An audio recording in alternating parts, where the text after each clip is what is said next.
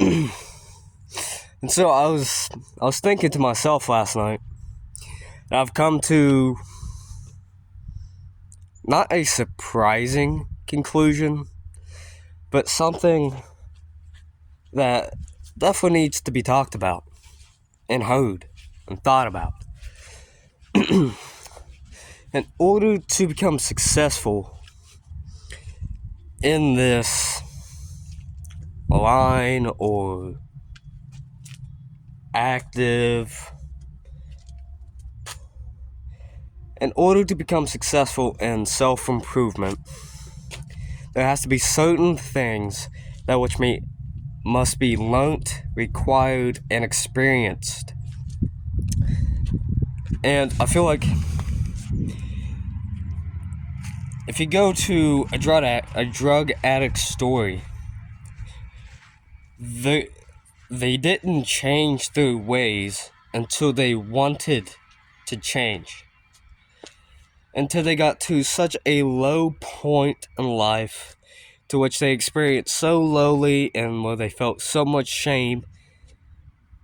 Until that point, they did not want to change, or they might have, but not at a level of which they needed to want to change in order to change.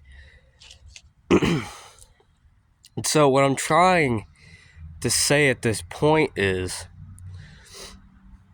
I think it's essential, and it's almost a 100% requirement, that you reach a point in your life where you feel so low and shameful and pathetic that you have the desire to want to change, and so you do. So you get on self-improvement.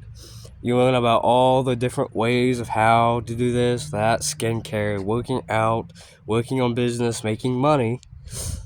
You need to learn about all that. And you need to take steps instead of just sitting around thinking. And I would say I've done that too. To points where I thought I was being productive while just sitting inside, watching videos on how to do something or just learning about something, rather than actually taking the steps in order for that something to happen or for me to accomplish a certain goal. And so, back again, you need to reach a point where you're so low in life that you have a desire to change and are willing to do so. And you do. And that's one of the qualities of where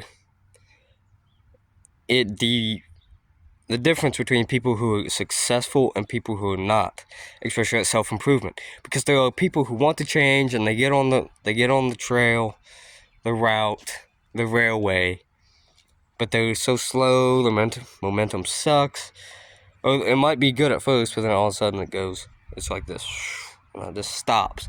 And that's because they didn't experience something that opened their eyes and allowed everything to make sense to them. And that's why, if you're watching these videos and you haven't fully went on track to self-improvement, maybe you should keep going down. Now hear me out on this. Maybe you should just keep heading towards the addictions that you're doing. Watching TV, sitting around, just accomplishing nothing, being pathetic. Be what you're doing now. And I want you to take it to an extreme level, to the point where you feel so much shame in yourself, feel so pathetic, that you have desire and are willing to change. Because I feel like that is what really sets apart people who are successful and not. Think about it. Andrew Tate. He was poor. He came from the streets, or the place where most people go to the streets and go start getting in gangs and selling drugs.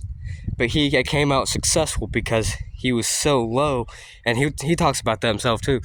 He was at the most disadvantage, but yet had the most gift, because he started from the bottom. He had the most to grow. He wasn't comfortable in his situation.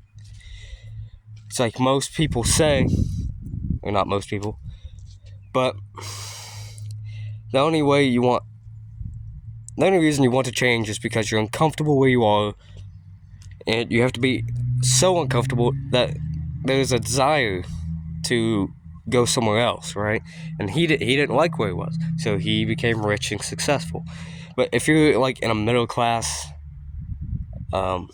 income, you're probably comfortable. You're like, yeah, I want to be successful, but there's not enough need or want or desire to move on to something else. Like, you're comfortable where you're at.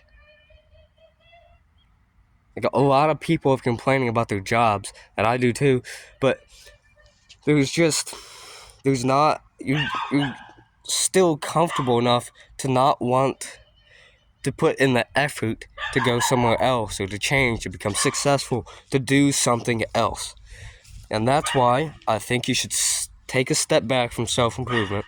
If you're just getting on the train, it's going to sound harsh, but I want you to reach a level where you feel so much shame and disappointment, and you are disappointing yourself, your bloodline's disappointed in yourself. And that's what's going to get you to the point where you want to become successful. You're not going to want to keep committing those certain addictions and acts of what you're doing anymore. You're going to want to quit. And you are. Especially if you put in the actions. Instead of just sitting around like I was, just keeping consuming information, thinking I'm being productive, when I really wasn't. I needed to put in more action. And that's what you needed to do. So that's the best advice I can give you. And right now, I think that needed to be said, and it needs to be heard. So you need to share this video if you watch it, especially if you watch it in full and learn the whole message.